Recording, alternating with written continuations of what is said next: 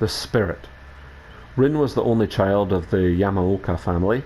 She was raised in the dusty halls of a traditional house in Kagawa. She studied education at Takamatsu, a private university which weighed heavily on her family's shaky finances. Her mother got ill that year and the bills started piling up. Rin worked part-time in a futile attempt to help lighten the load. Her father faced a debt that grew without end. He started working double shifts in hope of obtaining a promotion. That's when he started losing sleep. A dark whisper would keep him awake all night, reminding him of his hopeless situation. Exhausted, he started to lose grasp of reality. Fighting to deny what the voice whispered at night, Rin's father made a desperate move. He met with his superior and explained his situation. He begged for a bonus, an advance, time off, anything. His request was denied. The company had launched a defective productive line that was costing them dearly. Someone had to be held accountable, and Rin's father fitted the bill perfectly. He was fired after 22 years of service. Oh my god. That evening, Rin came home from work. She'd stayed late to entertain customers that lingered at the restaurant. As she parked her bike in the shed, she heard her mother scream from the house. She rushed in, climbing up the stairs to her parents' room. Then she found bits and pieces of her mother on the floor. Her limbs were clean cut, tangled up in an unnatural position. Her breasts were sliced up, revealing her ribcage, which was cracked open. Rin gagged.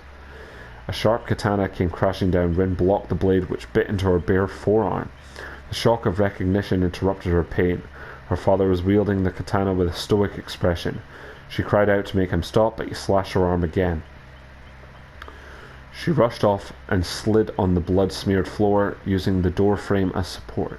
She raised herself up. The katana ripped through the wall, cleaving her other arm. She screamed in pain as she limped into the hallway, only to be met by her father's blade. She stepped back, trembling as she held together the soft, loose flesh of her abdomen.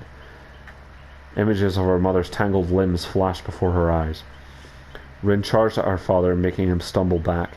He punched her torn abdomen, and she reclined in pain.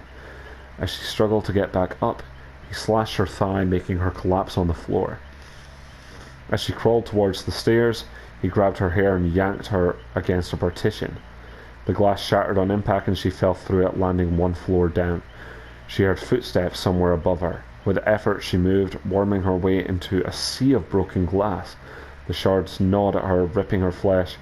He had to be stopped. He would not get away with what he'd done to her mother. Coughing up blood, her chin grazed the glass, adding to the bleeding. A low-pitched heartbeat started to ring in her ears. Her body felt so heavy she could no longer move. The ground shook with her father's footsteps. She knew she was not going to make it, but she no longer cared. She would make him pay in this life or the next. A dark fog slowly veiled her eyes, and it could not subdue her rage. She would not rest, not yet. The darkness whispered, promising blood and revenge. An oath was made, and Rin closed her eyes.